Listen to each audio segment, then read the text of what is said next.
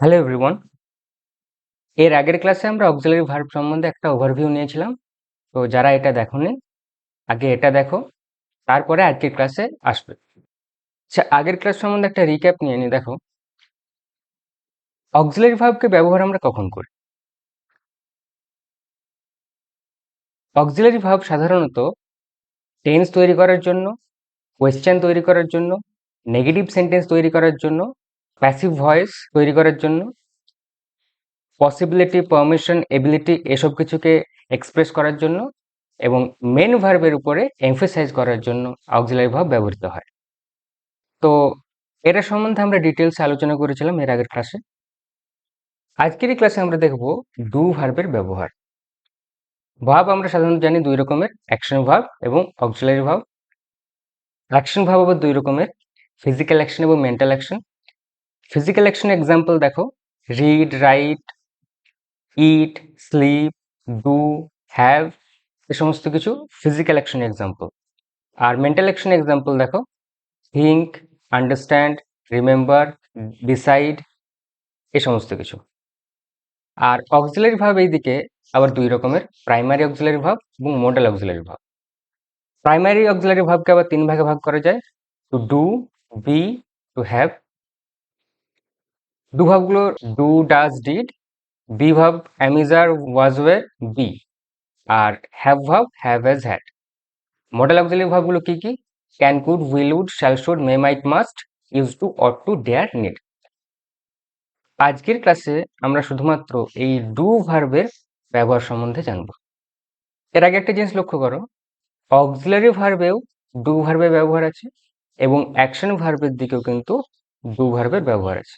তাহলে এখান থেকে আমরা জানতে পারলাম যে ডু ভার্ব দুইভাবেই ব্যবহৃত হয়, অ্যাকশন ভার্ব হিসেবেও এবং অক্সিলারি ভার্ব হিসেবেও। অ্যাকশন ভার্ব হিসেবে যখন ডুকে আমরা ব্যবহার করি তখন সেই ডু এক্সপ্রেস করে অ্যাকশন, টাস্ক অথবা ডিউটিকে। অর্থাৎ অ্যাকশন ভার্ব ডু এর অর্থ হলো করা। আবার এই দিকে দেখো, অক্সিলারি ভার্ব হিসেবে যখন ডুকে ব্যবহার করি তখন ডু এর কোনো অর্থ থাকে না। এটি শুধুমাত্র কোয়েশ্চেন তৈরি করতে, নেগেটিভ সেন্টেন্স তৈরি করতে আর মেন ভার্বের উপর জোর দিতে অর্থাৎ এমফেসাইজ করতে ব্যবহৃত হয়। যেমন অ্যাকশন ভার্ব ডু এর ব্যবহার দেখো, আই ডু। আই ডু মানে আমি করি। I do my homework after dinner. আমি ডিনার করার পরে আমি হোমওয়ার্ক করি। হি ডিড মানে সে করলো। He did the cleaning already. Say already পরিষ্কার করার কাজটা করে ফেলেছে। আচ্ছা, উই আর ডুইং, আমরা করছি। আমরা কি করছি? We are doing a project on climate change. অর্থাৎ ক্লাইমেট চেঞ্জ নিয়ে আমরা একটা প্রজেক্ট করছি। ঠিক আছে, তাহলে এখানে ডু, ডিড, ডুইং এই সমস্ত কিছুর অর্থ হলো করা। এই অ্যাকশন ভার্ব ডু এর পাঁচটা ফর্ম আছে, do,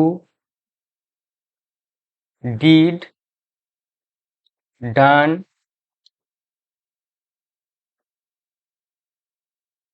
doing, does. Do, did, done, doing, does.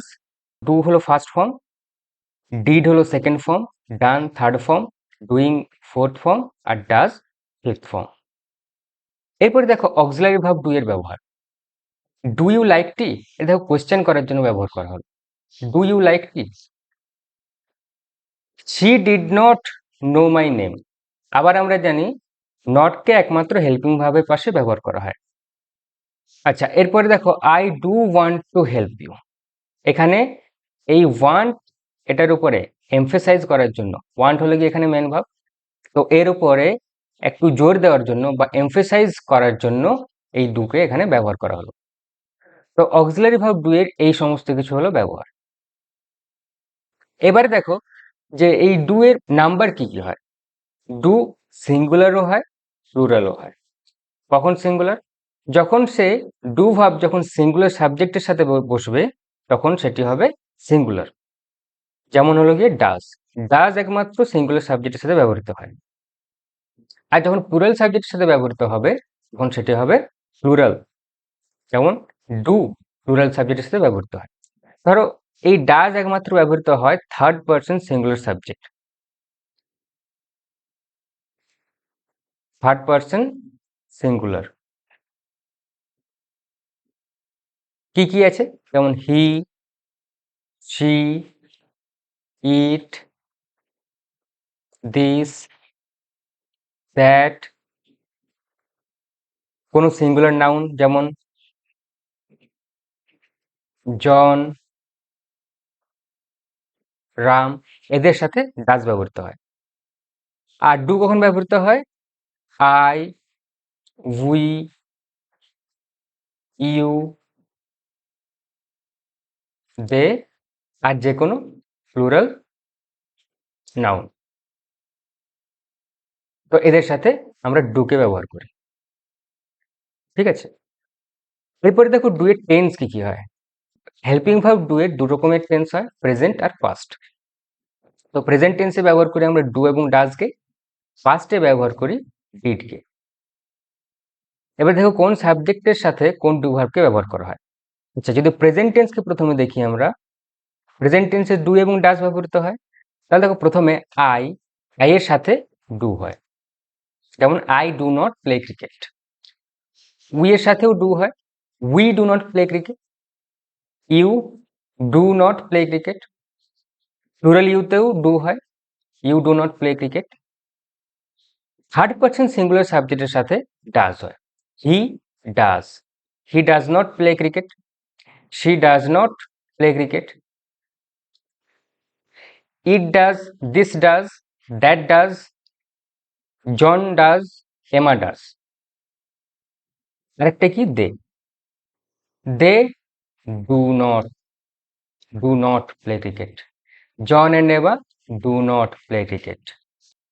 R past টেন্সে যেহেতু ডি ডাকা আছে, তাই যে কোনো সাবজেক্টের সাথে ডিডকে ব্যবহার করতে পারি, যেমন I did not play cricket, we did not play cricket। আচ্ছা, এখানে আরেকটা জিনিস মনে রাখবে, ডু ভার্ব দু রকমের টেন্স তৈরি করে, একটা হলো প্রেজেন্ট ইনডেফিনাইট আর একটা হলো পাস্ট ইনডেফিনাইট। প্রেজেন্ট ইনডেফিনাইট তৈরি করে ডু এবং ডাজ, এবং পাস্ট ইনডেফিনাইট তৈরি করে ডিড। তাহলে মনে থাকবে যে প্রেজেন্ট ইনডেফিনাইট এবং পাস্ট ইনডেফিনাইট ছাড়া অন্য কোনো টেন্সে ডু এর ব্যবহার নেই।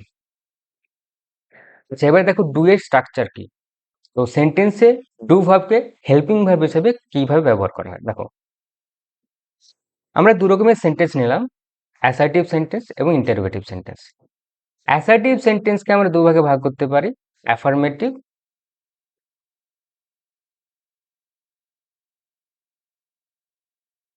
এবং নেগেটিভ। আর ইন্টারোগেটিভ সেন্টেন্সকেও সেম দুভাগে ভাগ করা যায়, অ্যাফার্মেটিভ আর একটা কি? নেগেটিভ। অ্যাফার্মেটিভ মানে হ্যাঁ বাচক, আর নেগেটিভ মানে না বাচক। তাহলে অ্যাসার্টিভ এর অ্যাফার্মেটিভ সেন্টেন্স একটা লিখছি দেখো, আই প্লে ক্রিকেট। আর যদি নেগেটিভ লিখি, I do not play cricket.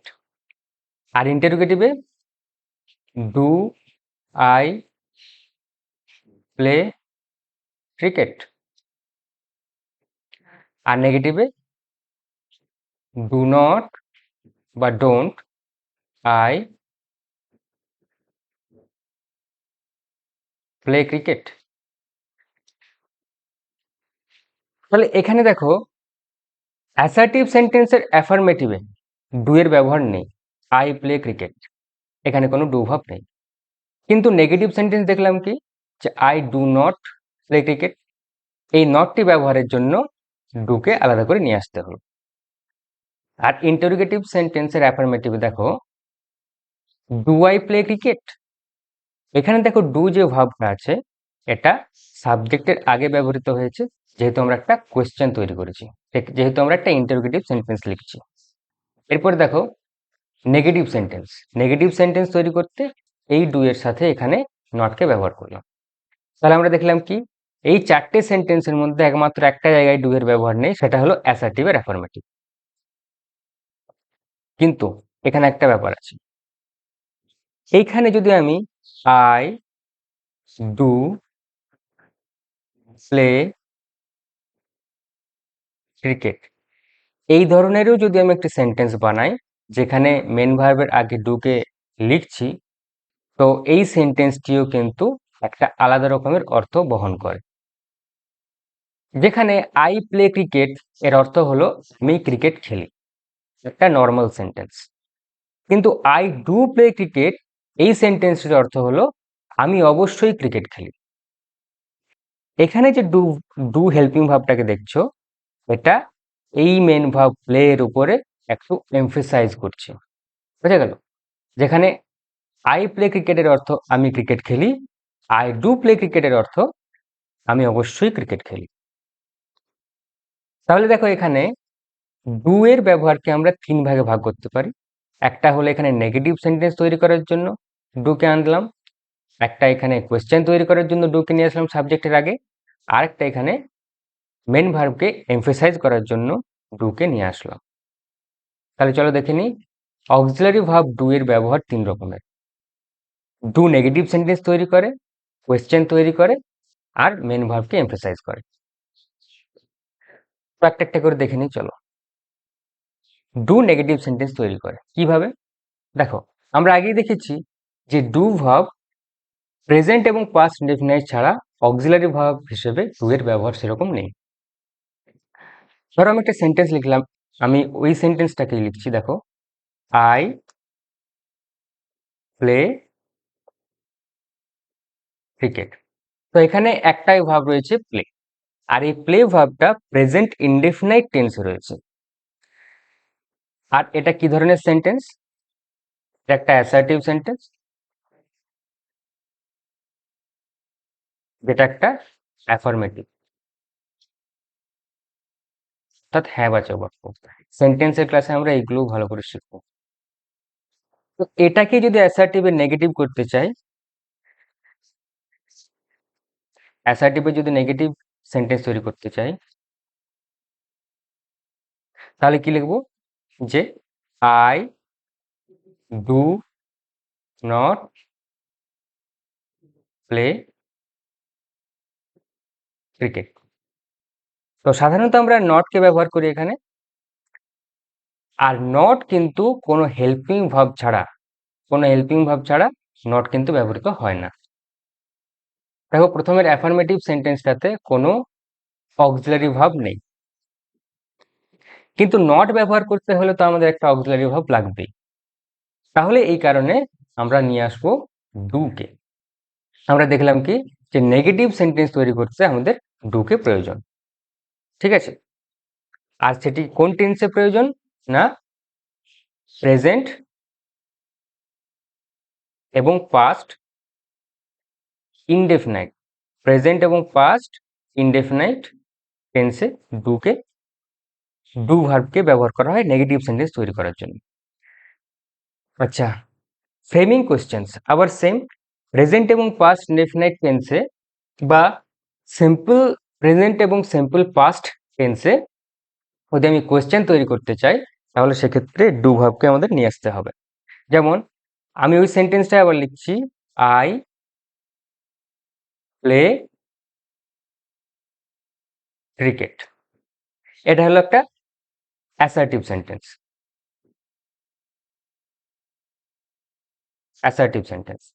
তাহলে এটাকে যদি আমি কোয়েশ্চেন করতে চাই, কি করব? কোয়েশ্চেনের রুল হচ্ছে যে যে হেল্পিং ভার্বটা মেন ভার্বের সামনে থাকবে, সেই হেল্পিং ভার্বকে উঠিয়ে আমরা সাবজেক্টের বাঁ দিকে নিয়ে যাব। কিন্তু এখানে তো হেল্পিং ভার্ব কিছু নেই, তাহলে কিভাবে কোয়েশ্চেন তৈরি হবে? দেখো, তো সাবজেক্টের আগে আমরা এখানে ডু ভার্বকে নিয়ে আসবো। ডু আই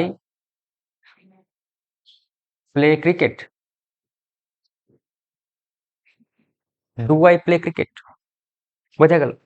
তাহলে প্রেজেন্ট ইনডেফিনাইট টেন্সে যদি আমি কোয়েশ্চেন তৈরি করি একটা, তাহলে ডু কে নিয়ে আসবো, ডু বা ডাজ কে নিয়ে আসবো সাবজেক্টের আগে। আচ্ছা, আমি যদি পাস্ট টেন্সে যদি কোয়েশ্চেন তৈরি করি, তাহলে এটাকেই বানিয়ে দেবো did. Did I play cricket? আমি কি ক্রিকেট খেলেছিলাম? আর যদি ডাজকে ব্যবহার করতে চাই, ডিড এর জায়গায় যদি ডাজকে ব্যবহার করতে চাই তাহলে কি লিখবো? ডাজ। আচ্ছা, ডাজ ব্যবহৃত হয় থার্ড পারসন সিঙ্গুলার সাবজেক্টের সাথে। Does John play cricket? John কি ক্রিকেট খেলে? বোঝা গেল? তাহলে এইভাবে আমরা ডু কে ব্যবহার করলাম কোয়েশ্চেন তৈরি করার জন্য। এরপরে দেখো, এমফেসাইজ দ্য মেন ভার্ব। আবার সেম প্রেজেন্ট এবং পাস্ট সিম্পল টেন্সে যদি মেন ভার্বকে এমফেসাইজ করতে চাই তাহলে এইভাবে আমরা ডু কে লিখবো, ডু ভার্ব প্লাস মেন ভার্বটা যেটা আছে তার ফার্স্ট ফর্ম। ঠিক আছে? একটা জিনিস আমরা আগের দিন ক্লাসেও বলেছিলাম যে অক্সিলারি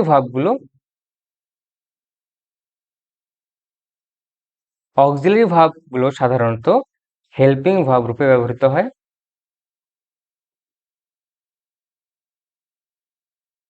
আর অ্যাকশন ভার্বগুলো সাধারণত মেন ভার্ব রূপে ব্যবহৃত হয়। ঠিক আছে? তো এখানে দেখো, আই প্লে ক্রিকেট, এটা একটা নর্মাল সেন্টেন্স যেখানে আমি বোঝাচ্ছি যে আমি ক্রিকেট খেলি।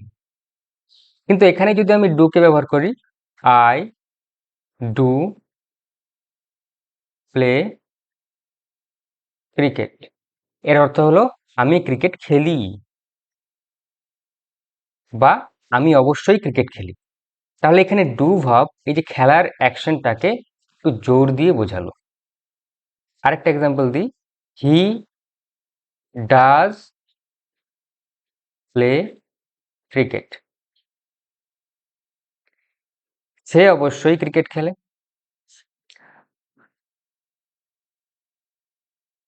জন ডিড প্লে ক্রিকেট, জন অবশ্যই ক্রিকেট খেলেছিল। ঠিক আছে? এখানেও ডিডটা প্লেকে এমফেসাইজ করলো। তো এইভাবে ডু ভার্ব এবং মেন ভার্বের ফার্স্ট ফর্মকে যদি আমি সেন্টেন্সের মধ্যে পরপর লিখি তাহলে সে কি করবে? এই ডু ভার্বটা মেন ভার্বটাকে এমফেসাইজ করবে। এরপর দেখো কিছু এক্সারসাইজ আছে। আমরা এই ক্লাসে দেখলাম যে ডু ভার্ব দুই ভাবে ব্যবহৃত হয়, অ্যাকশন ভার্ব হিসেবে এবং অক্সিলারি ভার্ব হিসেবে। আর এখানে দেখো 10টা সেন্টেন্স আছে। এই 10টা সেন্টেন্সের প্রত্যেকটি সেন্টেন্সেই কিন্তু এই ডু ভার্বকে ব্যবহার করা হয়েছে, তাই না? তো এখানে আমাদের বলতে হবে যে এই যে ডু গুলো এখানে রয়েছে এটাই অ্যাকশন ভার্ব হিসেবে আছে নাকি হেল্পিং ভার্ব হিসেবে আছে। আচ্ছা দেখো, প্রথমে she did the dishes before going to bed. did the dishes মানে কি? মানে সে থালা বাসনগুলো ধুয়েছে। তাহলে এখানে ডিড কি বোঝাচ্ছে? না একটা পরিষ্কার করার কাজকে ডিনোট করছে। তাহলে ডিড এখানে একটা অ্যাকশনকে বোঝাচ্ছে, তাহলে এটা একটি অ্যাকশন ভার্ব বা মেন ভার্ব, অ্যাকশন ভার্ব। এর পরের সেন্টেন্সে দেখো, do you like watching old movies? এখানে মেন ভার্ব দেখো, মেন ভার্ব হচ্ছে গিয়ে বা অ্যাকশন ভার্ব হচ্ছে লাইক। তাহলে যেহেতু অলরেডি একটা অ্যাকশন ভার্ব আছে, ডু এখানে অ্যাকশন ভার্ব নয়, তার ডু এখানে কি হবে? একটা হেল্পিং ভার্ব, বা এটাকে বলতে পারি আমি অক্সিলারি ভার্ব। Auxiliary verb. আচ্ছা, একটা জিনিস আমি এখানে বলে রাখি, ডু যদি একা থাকে তাহলে সেটি অ্যাকশন ভার্ব, আর যদি অন্য একটা অ্যাকশন ভার্ব অলরেডি থাকে দেখতে পাও তাহলে ডু হলো গিয়ে সেখানে অক্সিলারি ভার্ব। তাহলে এখানে দেখো, ডু ডিড একা রয়েছে, তাই এটি একটি অ্যাকশন ভার্ব।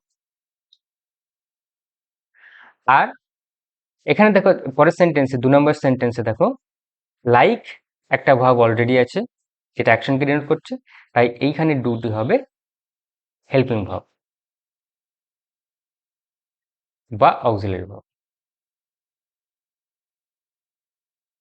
তো অক্সিলারি ভার্ব হিসেবে এখানে ডু এর কাজ কি? ডু এর কাজ হলো এখানে কোয়েশ্চেন তৈরি করা। এরপরে দেখো, I do yoga every morning. এখানে ডু একা রয়েছে, তাই ডু একটা অ্যাকশন কি ডিনোট করছে, অতএব ডু হলো এখানে একটা action verb. He does not it spicy food, এখানে ইট অলরেডি একটা ভার্ব আছে, তাই ডাজ হলো গিয়ে এখানে হেল্পিং ভার্ব। 5 নম্বরে দেখো, they did their best to solve the problem. দেখো এখানে ডিড একা, তাই এটি একটি action verb.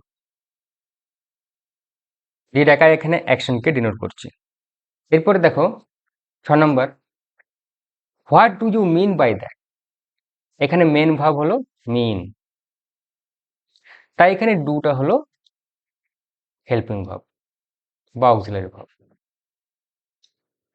We do our homework before dinner, আমরা ডিনারের আগে হোমওয়ার্ক করি, এখানে ডু একটা অ্যাকশনকে বোঝাচ্ছে, তাই ডু হলো গিয়ে এখানে অ্যাকশন ভার্ব। এরপরে দেখো, did you enjoy the party last night, এখানে মেন ভার্ব হলো গিয়ে এনজয়, এখানে ডু হলো হেল্পিং ভার্ব, হেল্পিং বা অক্সিলারি।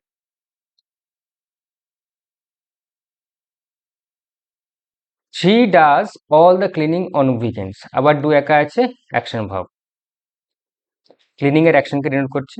এরপর 10 নম্বরে দেখো, I do want to come with you but I can't, এখানে ডু এবং ওয়ান্ট, কি বললাম, যদি ডু ভার্ব তারপরে যদি মেন ভার্ব এইভাবে থাকে সেন্টেন্সে, মেন ভার্ব ফার্স্ট ফর্ম, তাহলে এই ডুটা এই মেন ভার্বের অ্যাকশনকে জোর দেয়।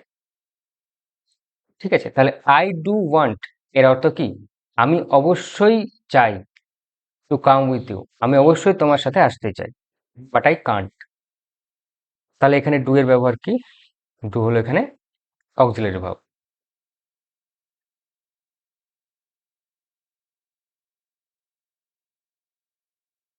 তো আজকের ক্লাসটা এতটাই, দেখা হচ্ছে পরের ক্লাসে।